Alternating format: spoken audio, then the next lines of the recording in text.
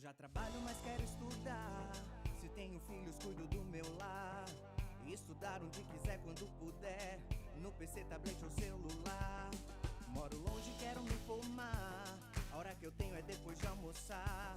Praticidade tem um nome, polos em todo o país. Online posso me informar. EAD, o Unicesumar tem qualidade de ensino pra você criar. EAD, o Unicesumar, você escolhe a hora que quer estudar. EAD, o Unicesumar em cada canto do Brasil, porque melhor não há. EAD, o Unicesumar, do meu jeito, no meu tempo, em qualquer lugar.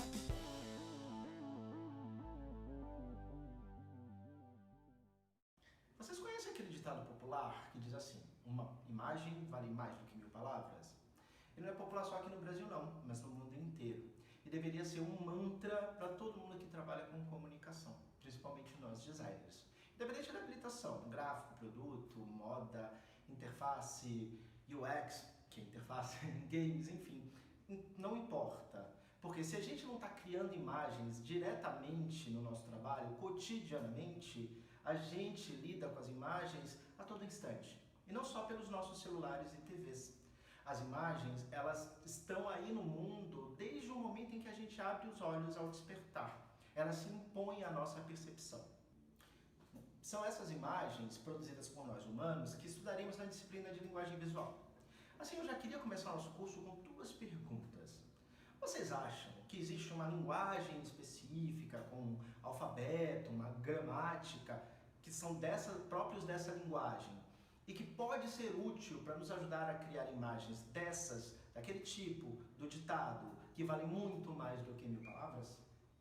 E outra pergunta: se o designer cria imagens e faz uso dessa linguagem visual, ou linguagens visuais, para criar essas imagens, sejam elas bidimensionais, tridimensionais, não importa, são sempre imagens, artefatos ou impressos, eles são imagens.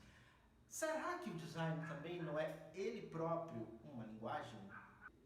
Eu sou o professor Sérgio Suzlovski e começo com vocês hoje uma jornada para entendermos um pouco mais sobre as imagens. Como elas são feitas, o que podem significar, enfim, o que podemos fazer para que nossas imagens comuniquem exatamente aquilo que a gente se propôs a comunicar. Vamos lá? Vocês já viram uma fotonovela? Ou pelo menos vocês sabem do que se trata uma fotonovela? Bom, fotonovela é uma coisa que nem da minha época, tá? É da época da minha mãe. Era uma novela que era apresentada para as pessoas através de fotos em revistas, que eram revistas chamadas de fotonovela. Eu vou fazer agora uma fotonovela para vocês, super rapidinha, mas para vocês perceberem como as imagens estão no nosso dia a dia e como elas são importantes para a gente perceber e entender o mundo ao nosso redor. Eu vou usar o texto de um designer carioca, o professor Guto Lins, adaptado, claro. Vocês depois vão ter acesso ao texto original para ajudar a compor, a funcionar como roteiro da nossa fotonovela. Todo dia, quando a imagem toca, você levanta da sua imagem, calça uma imagem e vai ler a imagem do dia. Chegando na imagem, você senta na imagem enquanto o seu pão esquenta na imagem. Toma uma imagem de leite ou de café, veste uma imagem, mas veste uma imagem correndo e sai atrasado para pegar uma imagem na esquina. Pela imagem, você vê imagens por todo lado. Você vê a imagem de uma peça de teatro, a imagem que para ao seu lado e chama a sua atenção bem quando o sinal fecha. E também a imagem de um guarda de trânsito que sopra uma imagem quando o sinal abre. Daí você entra no seu escritório apressado, pisando forte, correndo, fazendo barulho com a sua imagem nova. E antes de ligar o seu imagem de última geração, Você senta na sua imagem acolchoada, pega uma imagem e fica mais confuso ainda. Afinal, o que é imagem? O nome do texto é, afinal, o que é design, mas eu deixo a pergunta, e o que é a linguagem visual, afinal? Vamos ver? Falando um pouco sobre mim, eu sou designer de produto e gráfico, formado pela Universidade do Estado da Bahia. Sim, eu sou baiano e adoro ser baiano, tenho muito orgulho disso. Fiz mestrado no Rio de Janeiro, na PUC, em design também, onde eu estudei como as pessoas organizam os espaços das suas casas usando mobiliário e produtos de um modo geral. Mas o foco eram as classes então chamadas C, D e E, umas classes mais populares. Hoje eu faço doutorado na Universidade de Anhembi Morumbi e eu estudo design de superfície, principalmente as relações entre o projetar superfícies usando tecnologias disruptivas de ponta, como impressora 3D, corte a laser, e produtos de moda e de decoração, que é o meu recorte na contemporaneidade. Agora, falando um pouco da nossa disciplina, vocês devem ter observado que o livro está dividido em 5 capítulos.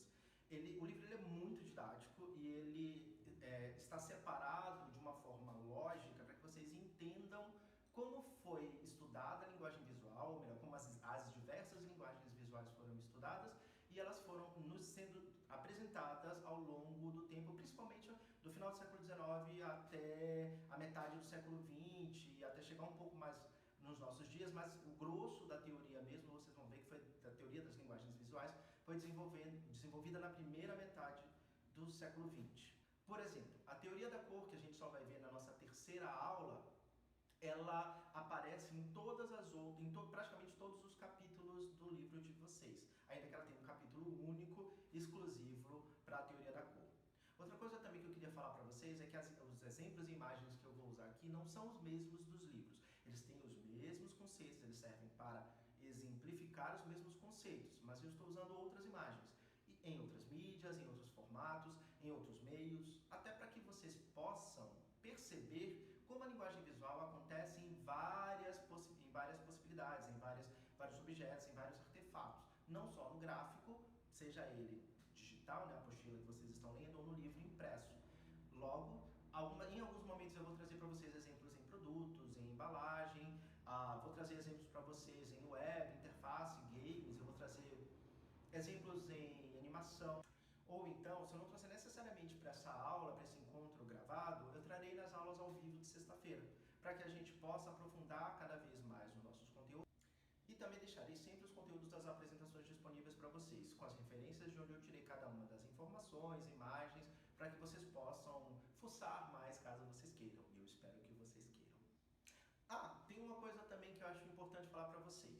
Apesar de estarmos em uma quarentena, no meio de uma pandemia, aqui em São Paulo, eu moro em São Paulo, nós já temos algumas coisas funcionando, os shoppings já estão abertos, as lojas também, então é minha intenção, a partir da próxima semana, fazer visitas presenciais em alguns lugares, gravar algumas coisas para mostrar para vocês como a linguagem visual acontece na prática, seja na gôndola do supermercado, seja na embalagem de um produto ou na configuração, na forma em que os displays foram colocados numa loja qualquer. Acho importante para que vocês vejam essa tridimensionalidade de que estamos falando, principalmente para os alunos que são de design de produto e de interiores também. Bom, mas vamos deixar de falar. Essa introdução já ficou grande demais. Eu vou voltar a falar com vocês ao final da apresentação que vocês vão ver agora, que eu já havia gravado, e eu vou aproveitar esse tempo em que vocês estão vendo essa apresentação para tentar reconfigurar os quadros da minha casa, porque eles estão meio estranhos, vocês não acharam? Vamos lá? Essa apresentação foi feita com bastante imagem, pessoal. Essa aula corresponde à aula 1 das nossas 4 aulas gravadas e aqui a gente vai falar bastante sobre a teoria das formas.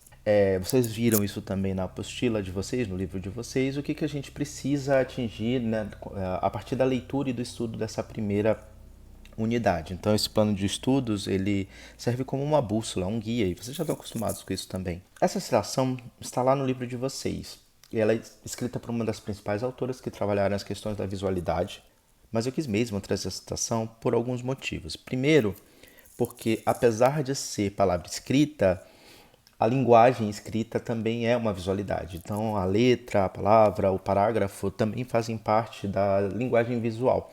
A gente quando lê um texto, a gente não está só dando conta e entrando em contato com a linguagem verbal, mas a gente também lida com a linguagem visual.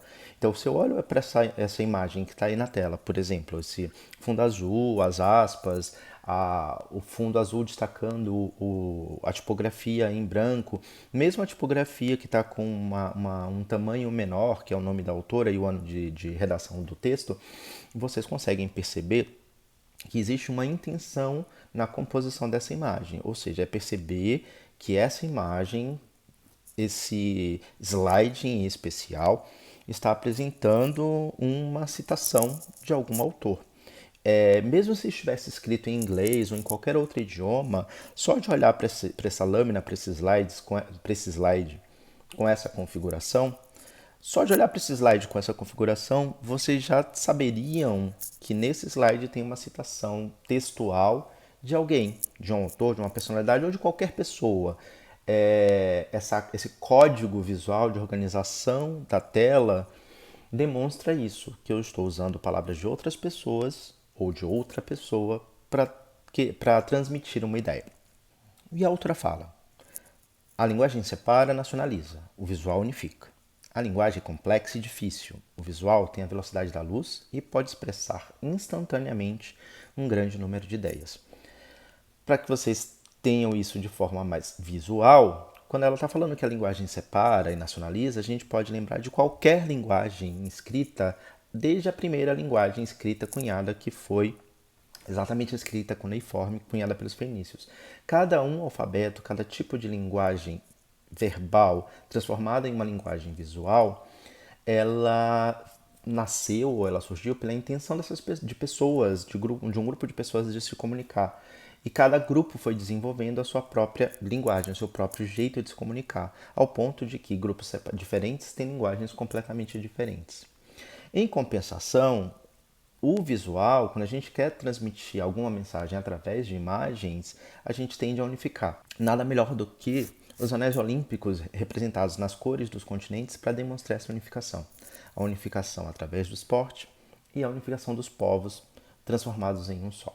A linguagem também é complexa e difícil, e a gente não precisa ir muito longe. Eu trouxe aqui 2 exemplos, o exemplo da linguagem matemática, das fórmulas ou da física, e a linguagem da música, que com apenas 7 notas consegue representar qualquer música ou qualquer som que a gente possa pensar, criar ou até encontrar no mundo que nos cercam.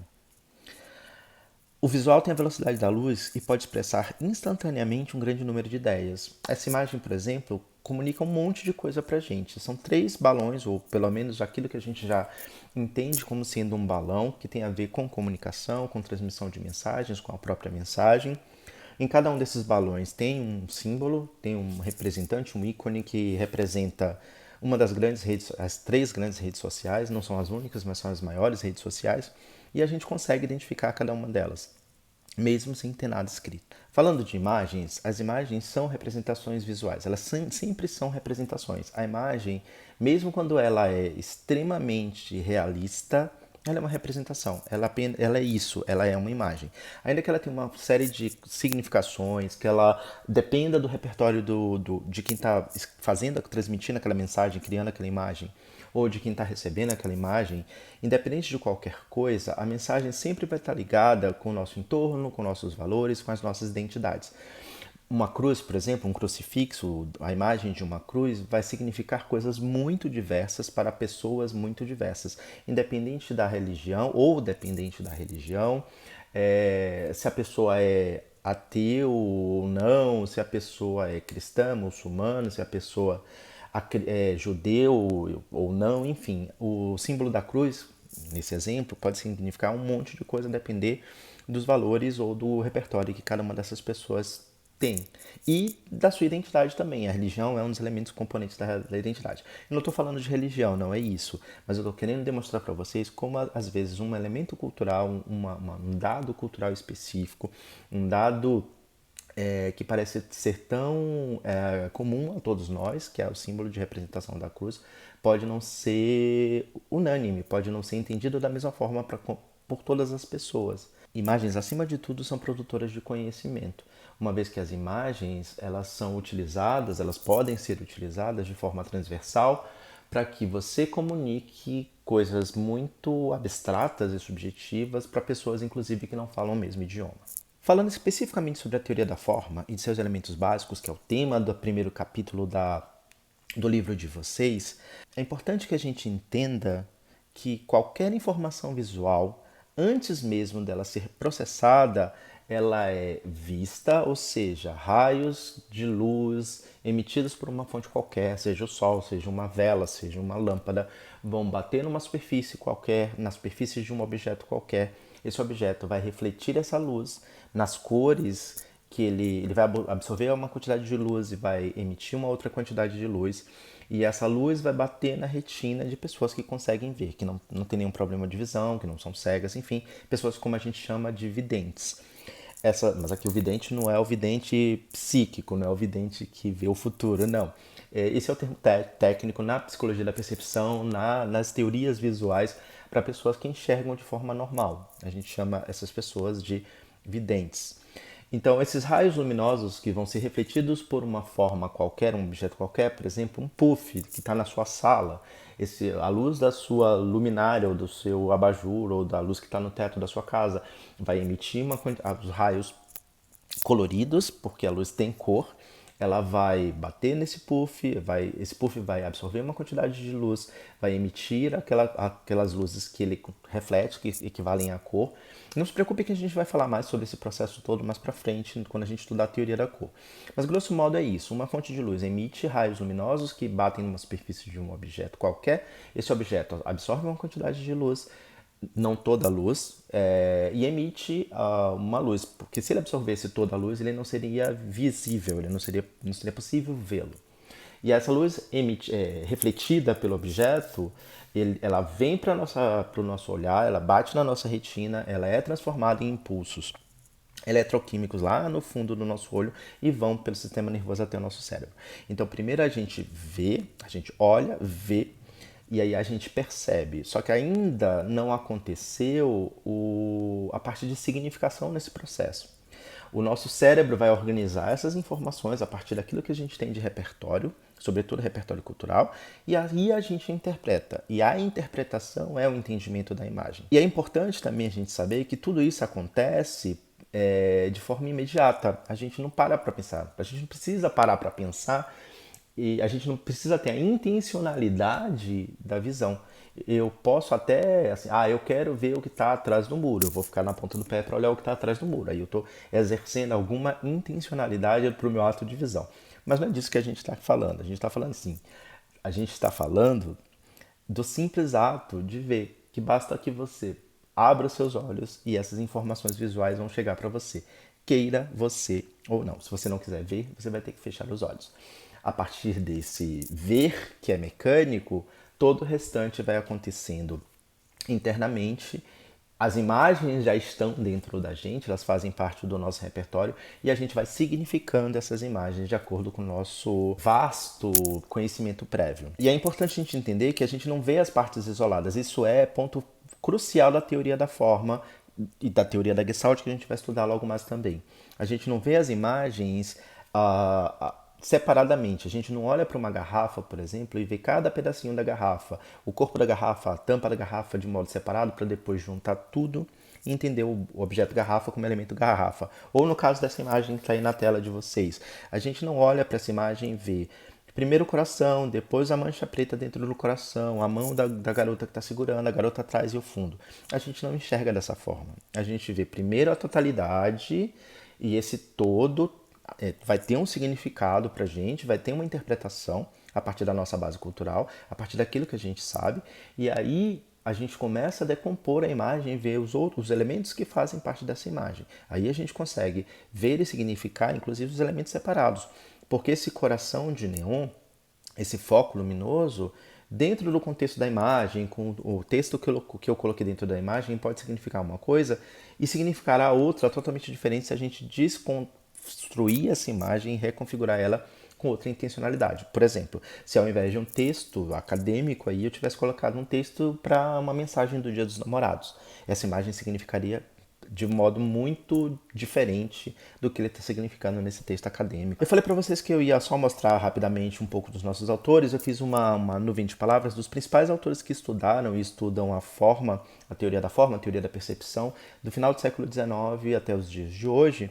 Eu fiz questão de trazer esse slide para a apresentação de vocês com uma nuvem de palavras dos principais autores que estudaram as visualidades, porque eles serão muito úteis para vocês ao longo de toda a vida acadêmica e também ao longo da sua vida profissional. Esses profissionais, esses designers, psicólogos, estudiosos, historiadores da arte, são os principais responsáveis por todo o conhecimento teórico que a gente tem sobre as visualidades. Claro, tem outras pessoas que estudaram também, mas esses vão estar na bibliografia de todos que estudaram as visualidades, ou na maioria daqueles que estudam as linguagens visuais. Para falar das visualidades propriamente ditas e, sobretudo, dos elementos principais, os elementos básicos da comunicação visual, nessa apresentação, nessa aula gravada, eu fiz a escolha metodológica de não trabalhar só ou não enfatizar apenas os princípios que são apresentados lá no livro de vocês. Por que isso? Porque o livro de vocês, pelo menos o primeiro capítulo, se baseia bastante em dois livros do João Gomes Filho, o Gestalt do Objeto e o Ergonomia do Objeto. São livros excelentes, livros muito didáticos, escritos como trabalhos de mestrado, doutorado, pós-doutorado do professor João Gomes Filho, que é professor da USP, lá da arquitetura, e muito utilizados nos cursos de design. Mas ele bebeu da fonte da Dondes, da designer Donis A. Dondes, que foi uma das primeiras bibliografias de linguagem visual que a gente teve acesso aqui no Brasil.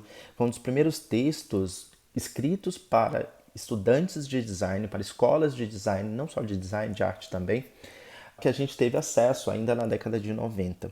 Então eu fiz questão de trazer os elementos da comunicação, os elementos básicos, primários da comunicação visual, a partir do ponto de vista da Dondes, porque aí vocês ficam com duas visões. A visão do Gomes Filho, que já é uma visão de interpretação do que a Dondes escreveu, e ela, por sua vez, interpretou o Arte e Percepção Visual do Rudolf Arnheim, que a gente vai trabalhar mais para frente também. Eu vou trazer alguns conteúdos desse livro também. E ela vai nomear os elementos de forma muito parecida, muito similar, que o Gomes Filho faz também, nomeia também, só que ela mistura um pouco. Muito do que ela vai chamar de elemento básico, o elemento primordial da comunicação visual, que são esses 10 que estão aí na lista do lado direito em vermelho, para Rudolf Arnheim, por exemplo, alguns desses são primários, outros são secundários. O Gomes Filho também vai tratar dessa mesma forma, mas o que importa é que eles são extremamente importantes para a gente entender qualquer imagem e também para a gente compor qualquer imagem. E a relação entre esses elementos mais as nossas escolhas compositivas é que vão gerar a imagem compreensível ou não. Porque também não a construção de uma imagem que não seja imediatamente compreensível pode ser um fator interessante para a linguagem visual. Os principais elementos são ponto, linha, plano, forma, volume e forma. Eu fiz questão de colocar plano e volume separando de forma, porque em alguns autores vão falar que ponto, linha, plano, volume são os 4 elementos fundamentais da teoria da forma. Já outros autores vão trabalhar com ponto, linha, forma, unificando plano e volume. Ao longo dessa apresentação, vocês vão entender o que é isso, por que acontece essa diferença na interpretação dos autores e na proposição dos autores. Além desses 3 ou 4 elementos primordiais, primários, a gente vai ter ainda direção, movimento, escala, dimensão, tom, cor e textura. O primeiro elemento de todos é o ponto. O ponto é a unidade mínima visual, o ponto demarca uma posição no lugar, o ponto é o ponto de localização, o ponto, tanto no conceito quanto na simbologia, é o átomo da linguagem visual, é o início de tudo. Poeticamente, por exemplo, tem muitos autores que vão dizer que quando o primeiro homem, ainda não Homo sapiens, tocou o primeiro instrumento numa superfície qualquer, como uma caverna, ele criou o primeiro ponto, a representação de ponto, e ele na natureza já tinha essa observação nas estrelas no céu. Então o ponto, ele seja conceitualmente, poeticamente, geometricamente, ele é a unidade mínima do desenho, ele é a unidade mínima da visualidade. O ponto, ele tem um grande poder de atração. O ponto, ele não tem uma forma definida, ele não é necessariamente redondo. O ponto, ele é unidimensional, ou seja, ele não tem largura, profundidade, altura. E o ponto, ele acontece a partir desse toque de um instrumento qualquer no papel, ou numa tela, ou em qualquer superfície. O ponto é o bit, o ponto é o pixel, o ponto também é o encontro entre duas linhas. Sobretudo na geometria. E como eu já falei, já enfatizei, o ponto tem grande poder de atração para o olho, logo, elementos pontuais usados em configurações visuais chamam muita atenção. Agora vamos às imagens. Como eu falei, o ponto, qualquer lugar numa reta, qualquer lugar num plano, qualquer lugar marcado, definido com letras maiúsculas para a geometria, é um ponto. O ponto é um toque, ponto é o encontro entre duas linhas, o ponto ele constrói imagens, como no exemplo do pontilhismo. O ponto é o ponto de costura, é o ponto do bordado, ele é o ponto de fuga, ele é o ponto de vista, o ponto, como nessa imagem, por exemplo, uma vez que eu não tenho nenhuma forma de ordenação lógica das cores desses pontos, eu não consigo definir ou determinar que relações esses pontos têm entre eles, podendo entender cada um desses pontos como elementos separados e também como componentes desse grande ponto, desse grande círculo pontual. O pontilhismo na história da arte é um dos grandes momentos onde o ponto foi explorado, principalmente na composição da cor. A cor no pontilhismo, por exemplo, ela não é feita na mistura da tinta verde, da tinta azul com amarela para chegar na verde na palheta do pintor. Ao contrário, uma das grandes inovações do pontilhismo foi justamente o entender que dois pontos de cores diferentes colocados um do lado do outro, quando um observador olha a uma certa distância, o nosso cérebro organiza essa informação e mistura as cores. Então, a grande sacada do pontilhismo, a grande brincadeira do pontilhismo na experimentação das cores, esteve justamente aí, em não pintar a cor exatamente, não misturar a cor para chegar na representação da cor pela mistura, como foi feita por todas as outras escolas artísticas e todos os outros estilos ao longo da história da arte até o surgimento do pontilhismo no final do século XIX, mas sim pela ilusão de ótica da cor. Para quem é de design gráfico, ou para quem já estudou design gráfico, ou para quem se interessa por design gráfico, essa é a mesma técnica que é usada na produção gráfica, nos impressos, nas matrizes tipográficas. A gente tem, em um dos sistemas, claro, a gente vai ter as matrizes nas cores primárias, e essas matrizes elas são retículas de pontos que vão se intercalando e construindo a ilusão de cor. Basta a gente olhar para um outdoor, que a gente percebe exatamente isso que eu estou falando. No outdoor, a imagem é composta por essas retículas de 4 cores que vão formar, por sistema de quadricromia, qualquer uma das cores que a gente possa perceber. A publicidade usa bastante o ponto também, como nessas duas imagens, que ela faz ilusão, são imagens feitas com a técnica do pontilhismo e fazem ilusões ao elemento que ela está se pretendendo comunicar / criticar. Como eu falei, o ponto ele exerce extrema atração no nosso olhar, então a publicidade explora bastante isso, o design gráfico explora bastante isso, mas não só.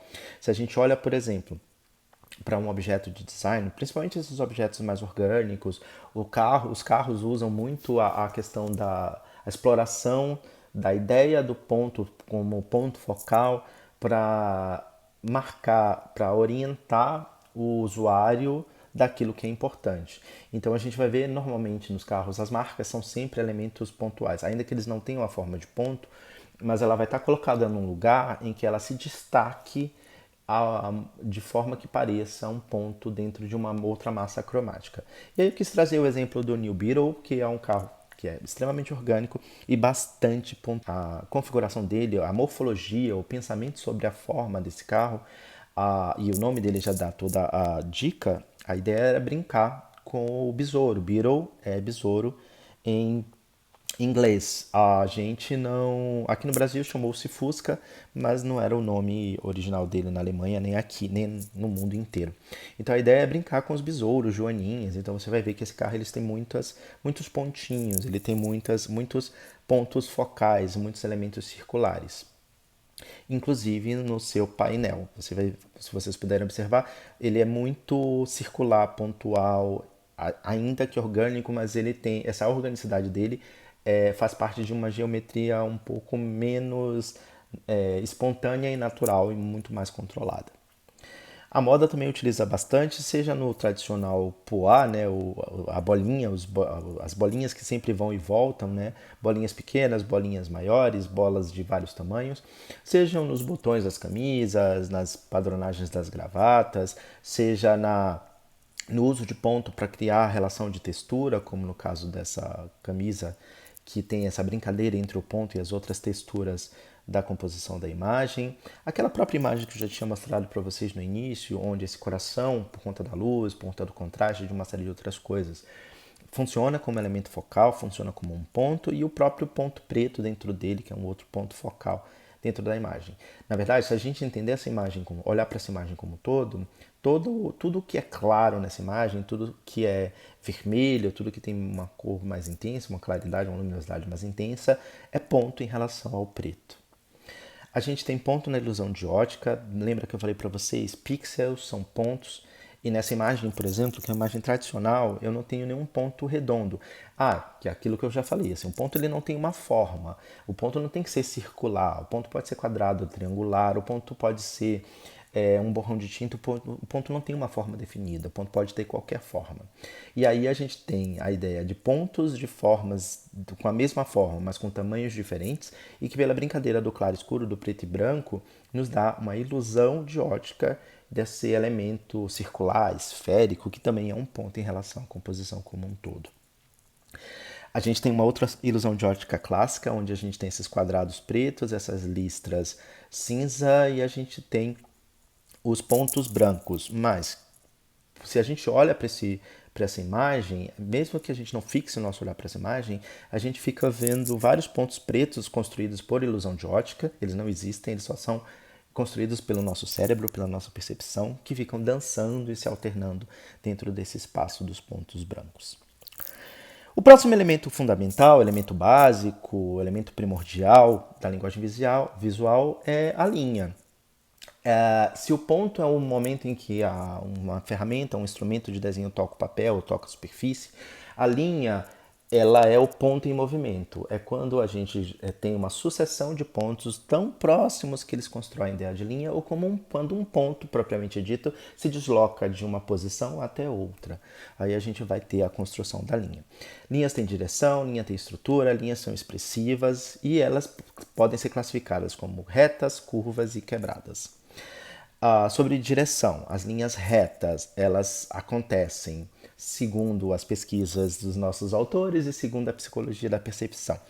A linha reta acontece quando um ponto qualquer sofre uma força em uma direção apenas exercida sobre ele. Então, como tem na primeira imagem, na reta, eu tenho uma força vindo da esquerda para a direita que toca nesse ponto e faz com que ele se desloque, construindo uma linha horizontal. Ou eu vou ter um ponto, uma força que vem de baixo para cima, toca nesse ponto e o desloca, construindo uma vertical ascendente. Já na imagem da direita, da linha quebrada, eu vou ter duas forças agindo sob um ponto, mas alternadamente, em direções diferentes. Porque se são duas forças em sentidos opostos, esse ponto vai ficar estático, ele não vai se mover. Então é como se eu pegasse um ponto ou um objeto qualquer e tivesse uma força vindo da esquerda para a direita e vai encontrar em algum momento com outra força que vem de baixo para cima na diagonal, fazendo com que esse ponto se desloque e essa linha sofra uma quebra angular. As linhas quebradas, elas necessariamente são angulares, elas não são redondas ou rotundas, porque se acontecesse assim, elas seriam curvas. Já a linha curva, como vocês estão vendo nos exemplos de baixo, elas sofrem também a influência de duas forças, mas simultaneamente, diferente da linha quebrada. Na aula ao vivo, eu vou tentar mostrar para vocês animações que demonstram esses princípios, porque aqui estático fica às vezes um pouco abstrato para entender. Se eu não conseguir fazer isso para aula presencial, para aula de sexta-feira, eu prometo para vocês que na semana que vem eu disponibilizo links com as animações para vocês verem. Seguindo, linha é o rascunho, linha é o primeiro registro da ideia no papel. A linha ela pode ser identificadora do traço, ela pode ser característica e personal, como no caso desses desenhos do grande arquiteto brasileiro Oscar Niemeyer. As linhas elas podem ser contínuas, tracejadas, as linhas configuram espaço, com linhas a gente pode criar a ilusão de profundidade, a gente pode criar a ilusão de claro escuro. As linhas podem ser extremamente divertidas, as linhas podem ser duras, as linhas podem ser geométricas, matemáticas, as linhas podem ser o que a gente quiser. E mais uma vez a linha é explorada também bastante pela publicidade de várias formas, de vários modos, né? Mais uma vez eu trago um exemplo da Coca-Cola que brinca com a marca, né? Com um dos elementos da marca que é essa linha curva, né? E aqui são duas mãos, essas linhas são mãos que se encontram e que dá uma Coca-Cola para outra. E olha, só para constar, eu não gosto de Coca-Cola, eu não bebo Coca-Cola, eu só trouxe esses exemplos porque eu acho que a Coca-Cola consegue ser brilhante, genial. Geralmente quando a gente pensa em impresso, em gráfico, em imagem, em criação de imagem de conceito, a Coca-Cola é inegavelmente genial. As linhas constroem espaço, destacam aquilo que precisa destacar, as linhas comunicam e não só as linhas. Aí, por exemplo, a gente tem uma relação de linha e cor que brinca com a bandeira do Brasil, com a fitinha do Bonfim e que comunica, por exemplo, nesse cartaz, pela força da linha, pela força da horizontalidade, aquilo que é nosso, a brasilidade. As linhas criam direção, sentido, como nessa brincadeira da Renault, daqueles labirintinhos para você traçar linhas e achar o seu caminho, e todos os caminhos aqui vão levar você a uma agência Renault. As linhas partem de pontos, como a gente já viu, e as linhas constroem ritmo, constroem direção, constroem movimento também. Na sequência, a gente vai ter o terceiro elemento primordial. A gente vai ter o elemento que é o plano, que, como eu disse para vocês, alguns autores abarcam o plano e o volume como sendo forma apenas, mas eu gosto de separar plano de volume porque eles têm características diferentes. Planos são superfícies. Os planos eles não precisam necessariamente ser formas geométricas. Qualquer linha que que separa um espaço dentro de um outro espaço, qualquer linha que conforma, que contorna, constrói um plano. Mesmo que essa linha não seja uma figura reconhecível, que seja uma figura sem forma necessariamente, ou que seja como se eu pegar um balde de tinta e derramar um pouco dessa tinta num lugar qualquer, num papel, ou no chão, ou na parede, essa mancha que vai ser formada com aquele contorno sem uma forma definida, ainda assim ela é uma forma, ela é um plano. As linhas, os planos, eles são linhas. Conceitualmente, os planos eles são linhas em movimento. É como se eu pegasse, por exemplo, uma linha reta horizontal e deslocasse ela de baixo para cima, de cima para baixo, na verticalidade. Então, esse caminho que a linha percorre constrói um plano. Ou se eu pego, por exemplo, um ponto para desenhar uma circunferência, que é um plano.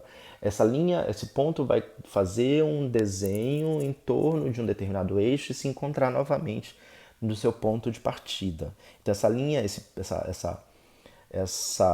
ponto se movimentou, construiu uma linha que se fechando construiu um plano.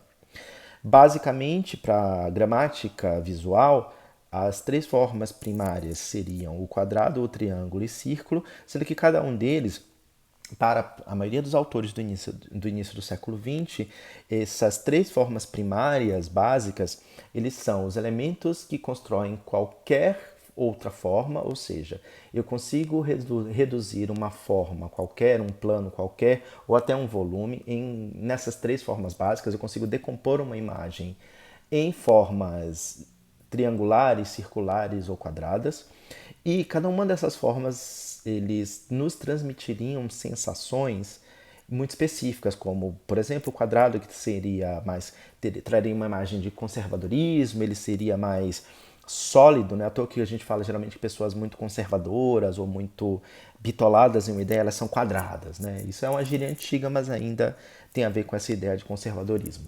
Já o triângulo, ele necessariamente, ele traz uma percepção de direção. O triângulo é seta, a depender de como a gente aponte esse triângulo, o triângulo equilátero aqui no caso, ele vai conduzir o nosso olhar, ele vai criar uma direção. E ele também, a depender, se ele não está criando uma direção específica, se ele não está com a base assentada na linha horizontal, por exemplo, ele vai trazer a ideia de desequilíbrio. E já o círculo traz a ideia de infinitude, completude e proteção. Falando de plano-forma, né, plano enquanto forma, o plano, como eu falei, a gente pode reduzir qualquer figura geométrica, qualquer plano enquanto forma, ou melhor, forma enquanto plano, é qualquer espaço, qualquer contorno que a gente usa para separar, por contraste, uma área dentro de um espaço. Na figura abaixo do servo, por exemplo, a gente tem a representação, a demonstração, de certa forma, daquele conceito que eu falei há pouco mais, que com as três formas básicas a gente consegue decompor e construir qualquer outra forma. Peço desculpas para vocês que pela repetição da palavra plano, forma, aparecer aqui à direita para vocês, é porque na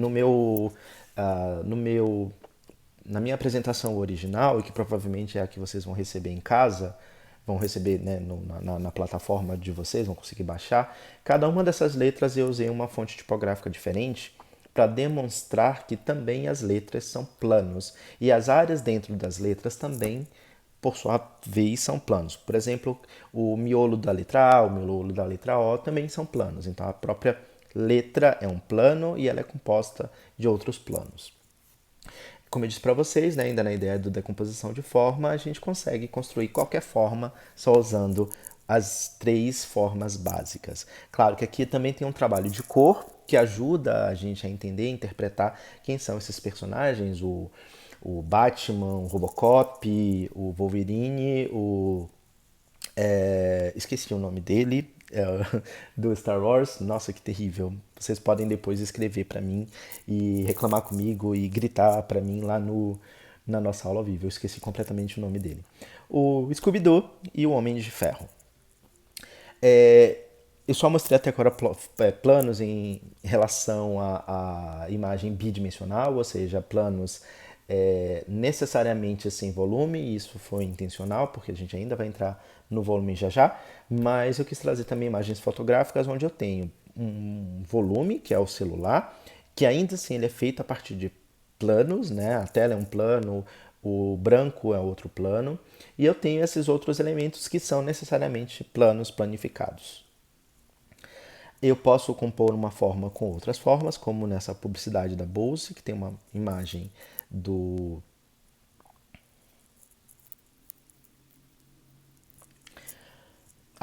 a forma pode ser reduzida a formas menores, como a gente já falou antes, como nessa propaganda da Bose também, onde eu tenho os produtos da marca, né, os produtos de som, construindo a imagem de um músico, de um cantor.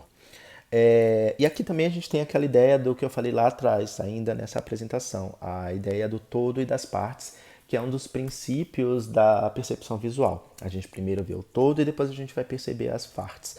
Isso porque também tem um outro princípio da teoria da forma e da psicologia da percepção, que é o princípio da pregnância da forma ou da boa forma, que faz com que a gente primeiro reconheça as formas que são harmônicas, equilibradas, visualmente reconhecíveis, né, compreensíveis, para depois a gente perceber as outras partes dessa forma, algumas que não são nem tão compreensíveis ou que tenham uma forma tão boa, tão pregnante. A gente tem planos enquanto fachadas, cada grupo cromático dessa fachada colorida da direita equivale a um plano. Eu tenho... A arquitetura modernista explorou muito a ideia dos planos na construção para brincar e compor volumes. O Lego também, enquanto possibilidade de pensar a forma, né? Essa publicidade da Lego é incrível, eu adoro, que ela mostra como, né, a imaginação da criança constrói formas a partir do Lego. Não sei se dá para vocês perceberem, mas a sombra desses dois blocos de Lego é um navio. Então, a imaginação da criança constrói a forma que quiser a partir da forma básica de um quadrado e um retângulo do Lego. Mais uma vez, um outro painel de carro composto basicamente por formas. Na verdade, tudo no mundo é feito de formas, nós vivemos num mundo de formas, mas ainda estou falando de formas planas. A gente consegue planificar essas formas. Se a gente quiser, por exemplo, tirar as formas básicas dessa imagem, eu posso desenhar as formas, os contornos, e eu vou ter formas e não volumes, até porque eu estou... Essa apresentação está acontecendo no meio bidimensional, que é a tela do computador, do celular de vocês, do tablet. Outra imagem, uma imagem de moda, explorando também questões de forma, texturas. Outra brincadeira com essa relação de figura e fundo, que é um dos princípios também relacionados à teoria da forma, né? A brincadeira da silhueta do Batman e da silhueta do Pinguim, né? Você tem apenas duas cores, uma linha contínua que pela separação de espaço, no espaço, nesse contorno, constroem uma forma ou duas formas, né? Na verdade, horas o Batman é a forma, horas o Pinguim é a forma. Isso, inclusive, é também um dos princípios da Gestalt que a gente vai ver mais para frente, o princípio de figura e fundo e de ambiguidade.